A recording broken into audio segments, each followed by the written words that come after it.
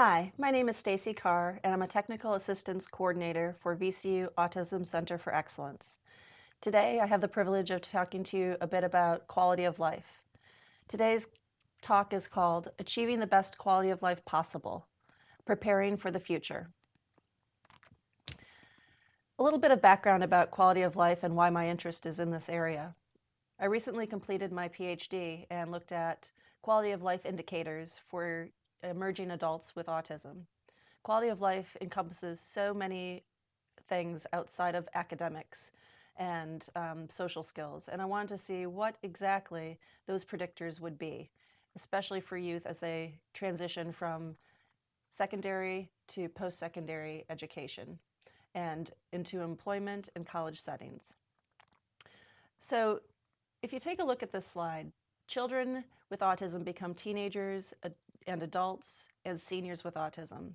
And that's very true. And what we have found is that there's a lot of research in early childhood and school age, but as teens graduate and as they go into adulthood and as they become aging adults with autism, very little is known about what their best outcomes can be and what we can do to improve those outcomes, and specifically quality of life.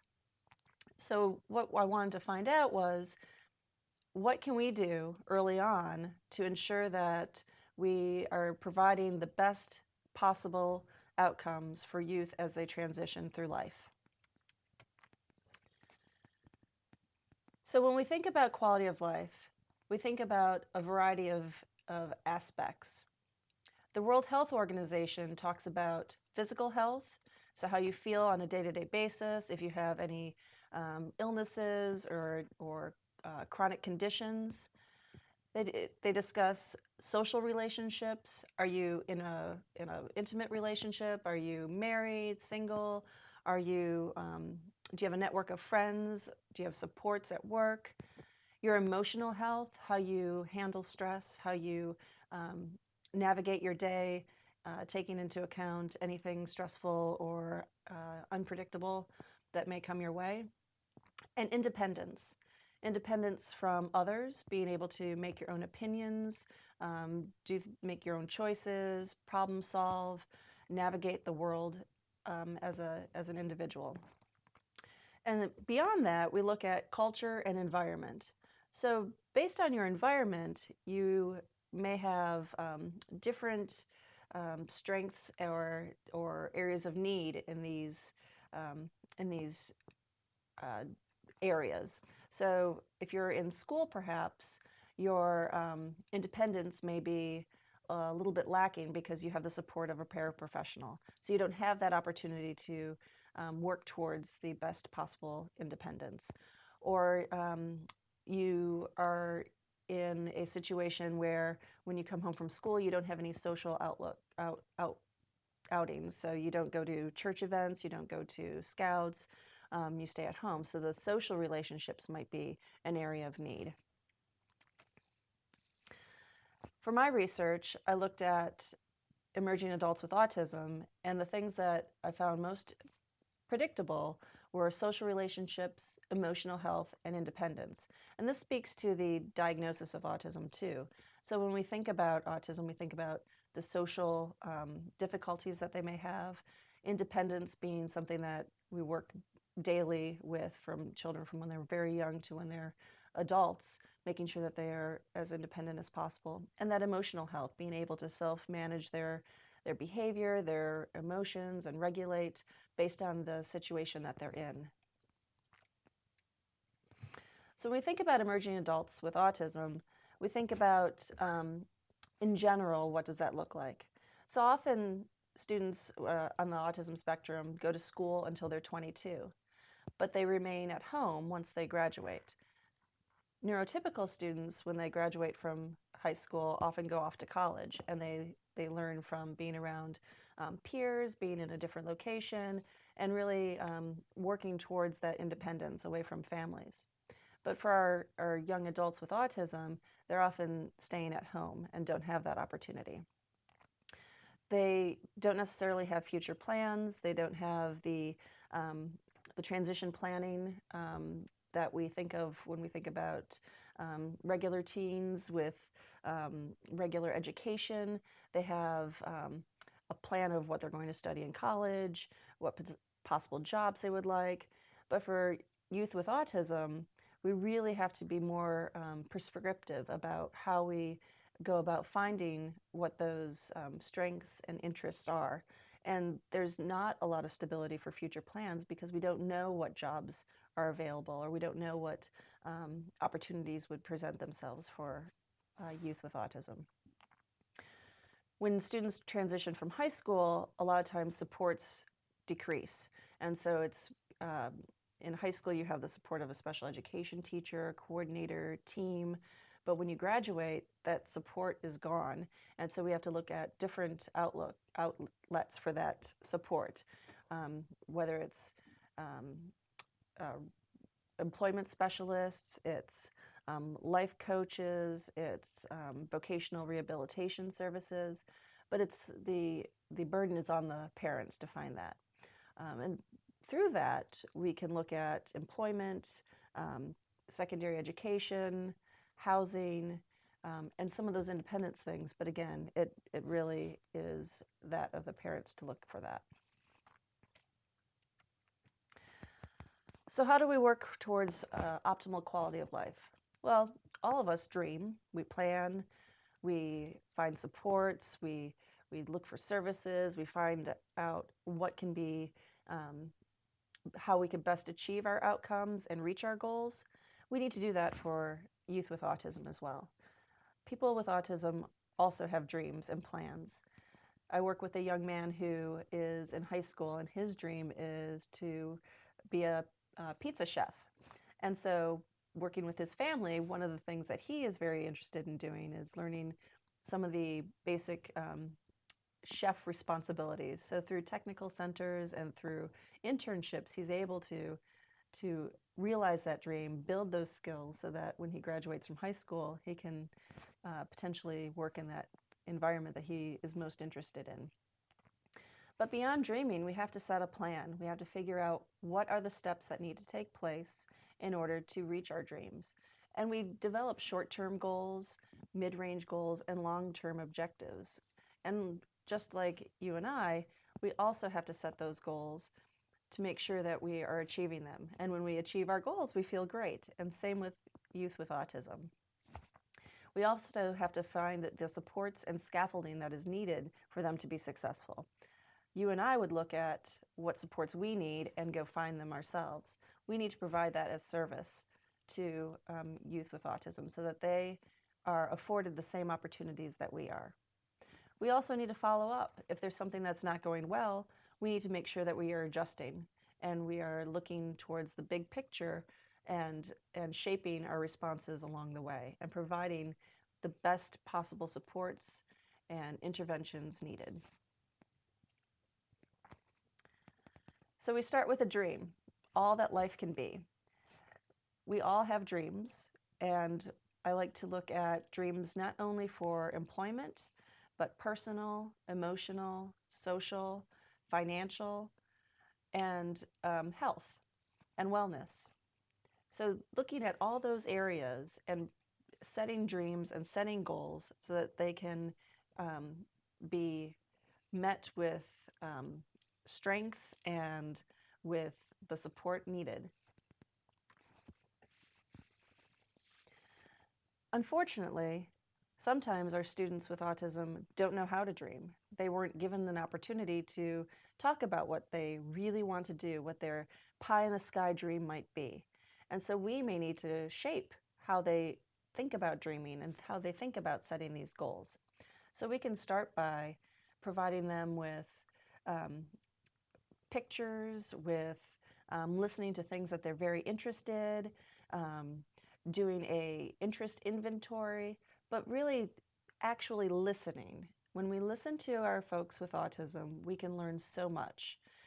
And that information will really shape how we support them in the future and how we can best find employment and housing and social opportunities that will meet their needs, be motivating, and be very reinforcing for them.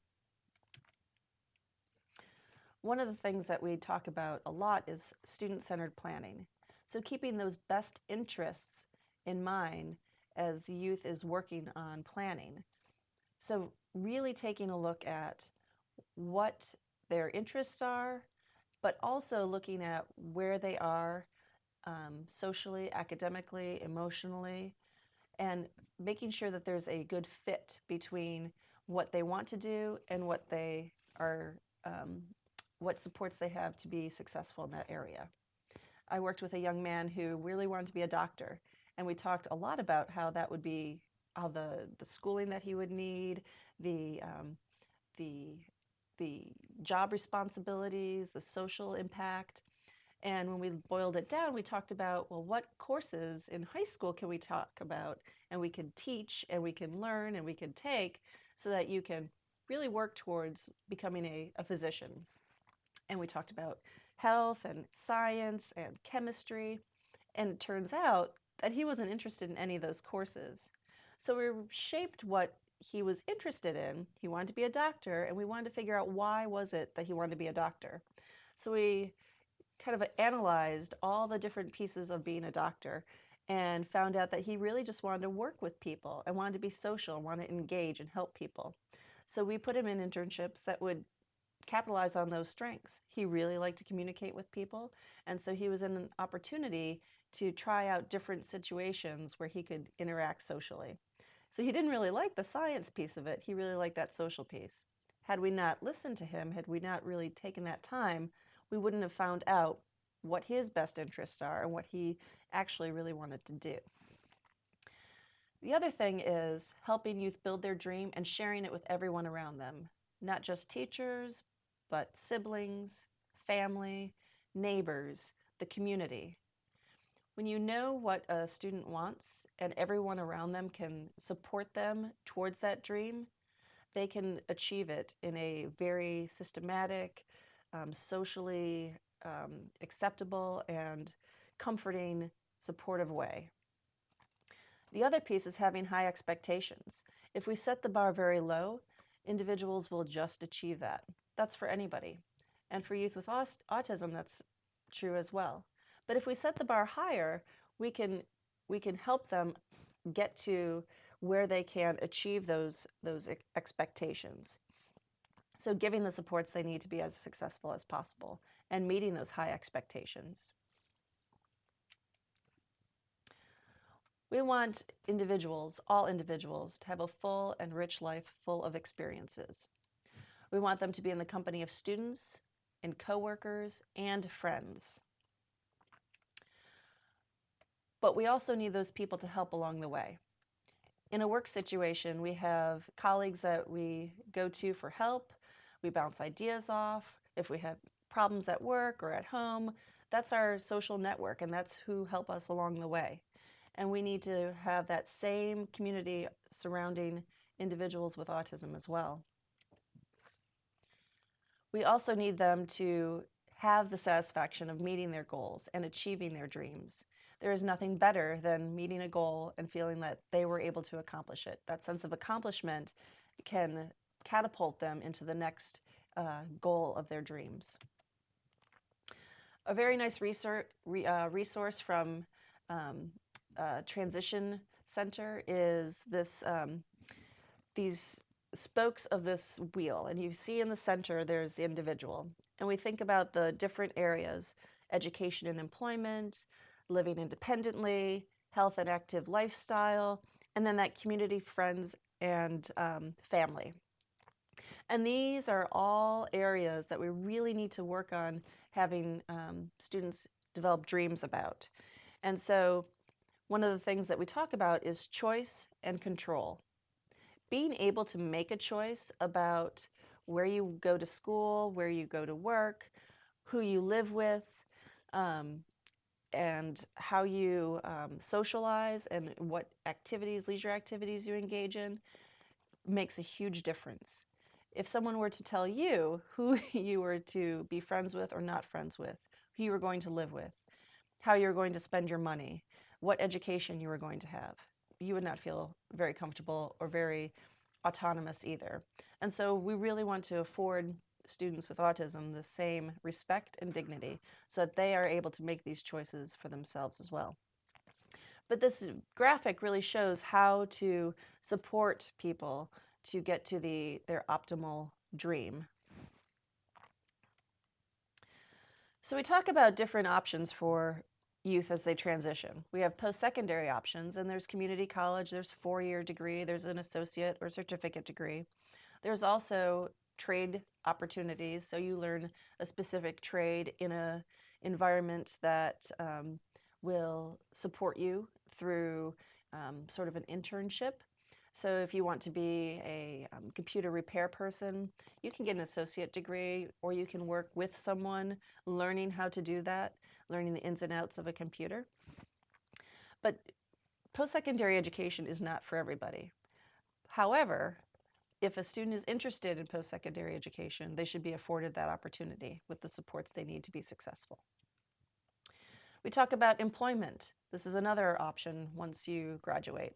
So there's volunteerism, there's self-employment, there's supported employment, and there's internship. And volunteerism is great because it gives you an opportunity to give back to the community, but it also can help you learn what areas you are interested in. So if you're volunteering at a animal shelter, you may find that you really like that environment and you really like working with vets and vet techs and shelter workers. And that might be something that can potentially turn into an internship and even a part-time employment or full-time employment. So really having those different opportunities for volunteering can merge into an internship and possibly employment. Self-employment is a very neat way of using your strengths and your skills and your motivation to be employed. So there are lots of different opportunities. I know some individuals who have been very interested in yard work, and so they, with the help of their family and their employment specialist, develop flyers, send them around to their neighborhood initially, saying that they would do yard work, they would do shrub trimming, raking leaves, and now they have support from a couple other individuals, and there's a landscaping business that they developed. There's another individual in Virginia who is recycling. There's an area that doesn't have recycling, so people in this community have to take their recycling to the recycling center. Well, he comes and collects the recycling and does that for them, and they pay him a monthly fee to do so. And it's something that he really enjoys. He gets to interact with them socially, he gets paid, and he gets to do something that he absolutely loves, and he loves to sort. So there are lots of different opportunities, and it's a matter of being creative and being very cognizant of thinking about what the individual's strengths are and what their interests are. Steps to independence. Self-determination is one of the most important things that anyone can have. And so being able to regulate yourself, being able to be directed, self-directed, autonomous, those are the things that we need to be successful in all areas of our life. And I'm Determined, if you Google I'm Determined, it'll come up with this great website, and there's wonderful free resources with good day plans, things that teachers could do to really help shape this.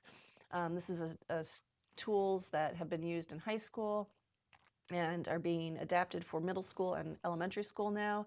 So this is something that really needs to start in elementary school and work towards adulthood. So as you step along the way, you develop more skills, you're becoming more and more fluent in your goal-directedness and your ability to advocate for yourself, so that when you get a job, you're able to say, I need a raise, I need time off, I'm sick, I can't come to work, I need a break. Ask for the supports that you need. Some of the things that ultimately are very important in independence are choice making. Choice making is something that we forget about. Oftentimes we make the choices for our students, and we don't give them an opportunity to say no.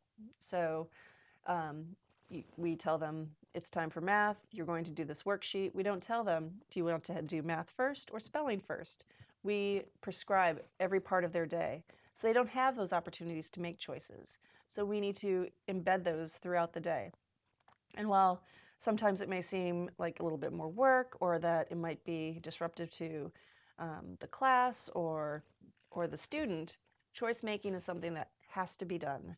Whether it's at home and you're making a choice about your breakfast, about what you're wearing, about if you're going to shower first or brush your teeth first.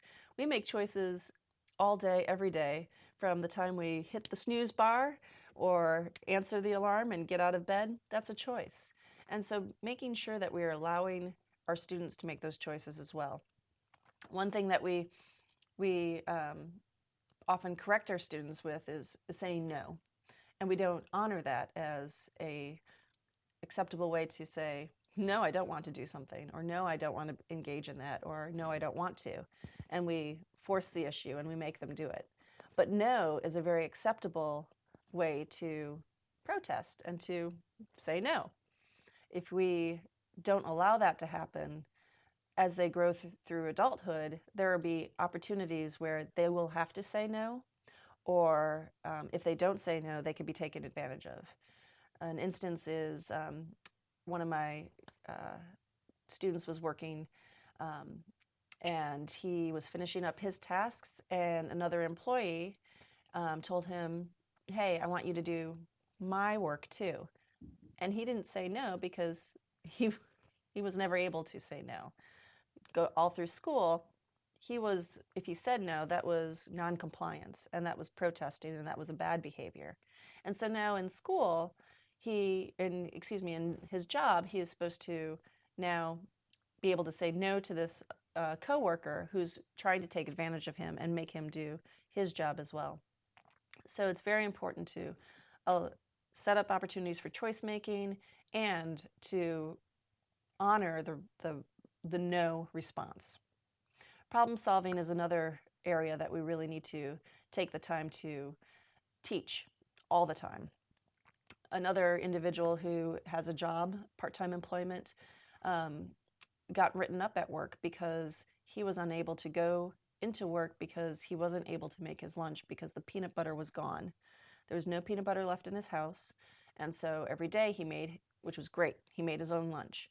But when he went to make his lunch this one day, there was no peanut butter. And he was unable to figure out that he could make a bologna sandwich, take peanut butter crackers that are prepackaged, take money to get a peanut butter sandwich at lunchtime. So he stayed at home because he didn't know what to do about lunch. He didn't call into work because he was so upset about not having his peanut butter sandwich. So he got written up at work because it left them short-staffed. So these are the things that long-term outcomes can be very difficult and problematic and cause some serious ramifications. So teaching problem solving, teaching choice making. Decision making is another thing. One of the things that I like to do is do pros and cons sheets. So here's the opportunity, or here's the problem, and here's a list of decisions that you can make. And here are the good choices, and here are the choices that could result in something that's non-desirable. And so going through that and then helping the student make the appropriate decision. You could do this even after a situation has occurred. And so this is the decision you made, this was the consequence, what's something else that you could have done instead? And keeping those on file so that you can review them when these situations arise. And again, goal setting and attainment. There's nothing better than meeting a goal. Setting a goal and meeting the goal that you set. So helping a student make those short-term, mid-range, and long-term goals and showing them how to reach those goals. If we just set a goal and we don't show the steps on how to reach it, they're never going to be made. So if I set a goal to run a marathon and I'm going to do that in January of next year, I need to have some steps along the way, because when January comes, I'm not going to be able to run a marathon. So making sure that we set those goals, those mid-range goals, those short-term goals, and checking them off as we go. This is something that we all do, and this is something we need to teach our students. So we talk about I'm determined and self-advocacy, self-awareness, self-regulation, self-efficacy. And these are the 4 key areas that will allow students to be successful and independent in all aspects of their lives.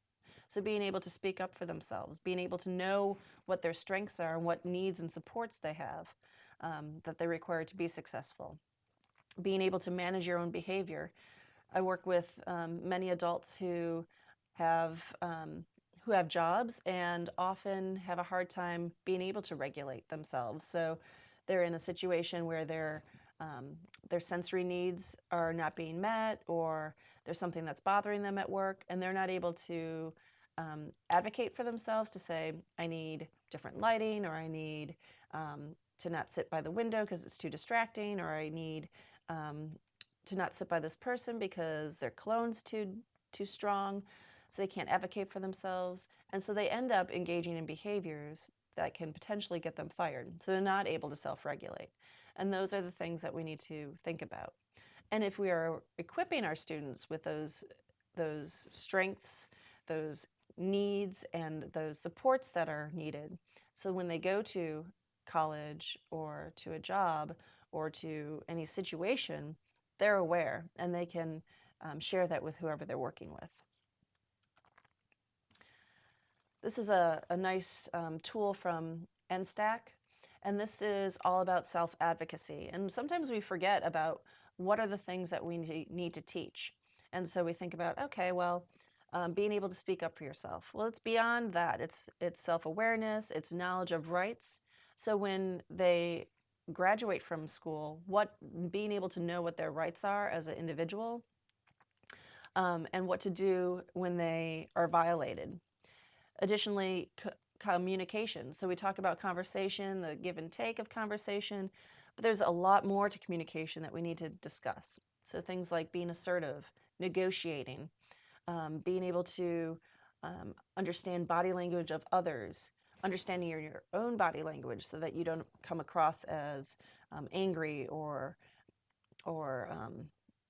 upset, or something that would come across inappropriate to an employer or a colleague.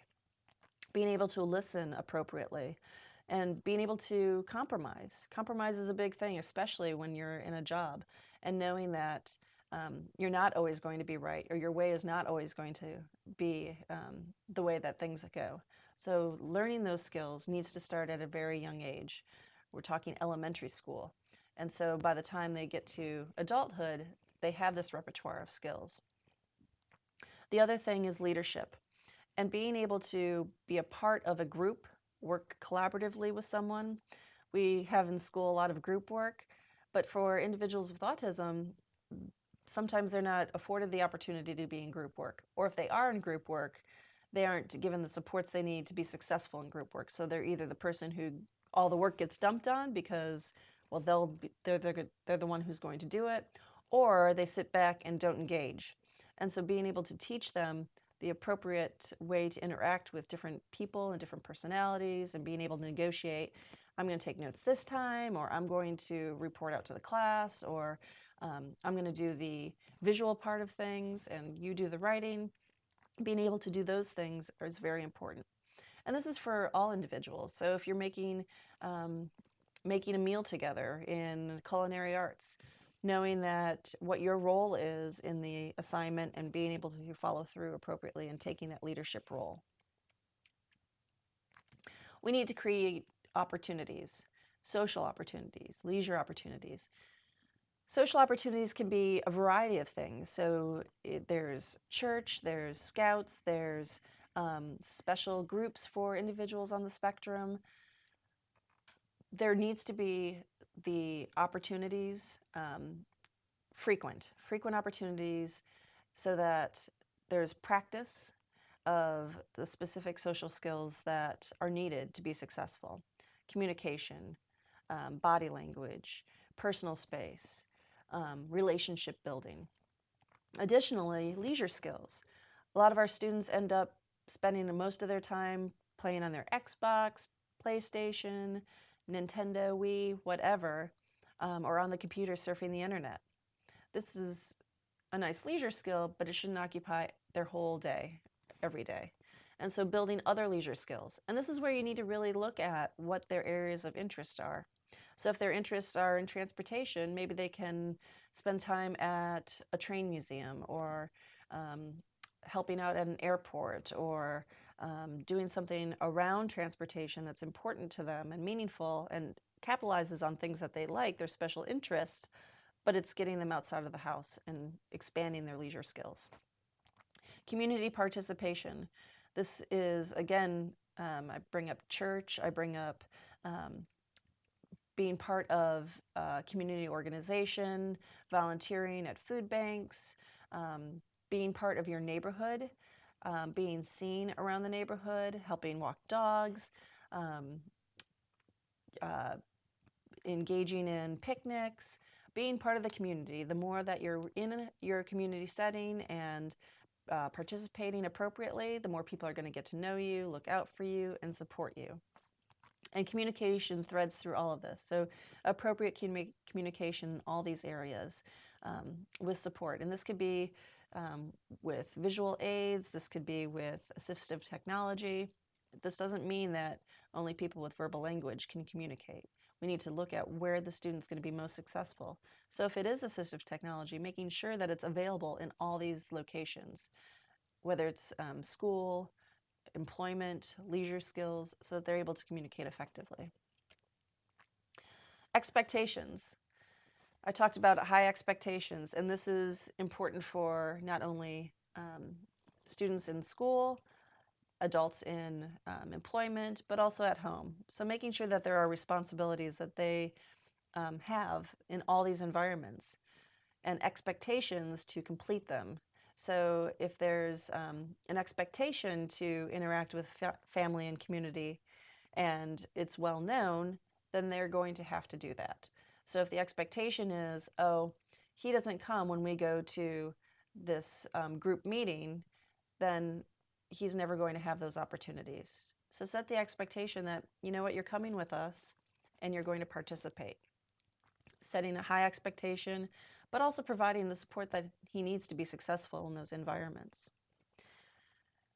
So setting and meeting goals, again, this could be at home as well. So if you set a small goal, no matter how small, whether it's emptying the dishwasher every day after dinner before you load it again, or if it's in school that he or she brings home her homework every day and her agenda is filled out accurately.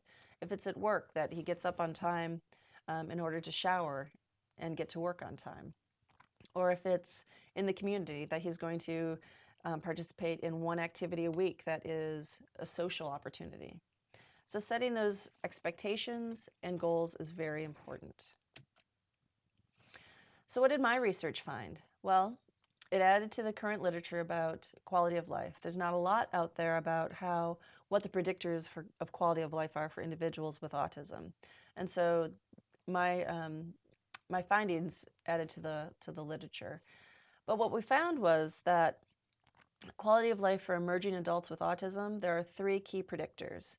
One is that social communication, having someone that they can communicate to, having someone that they can access support from, having social relationships, someone that they can count on, was one key area.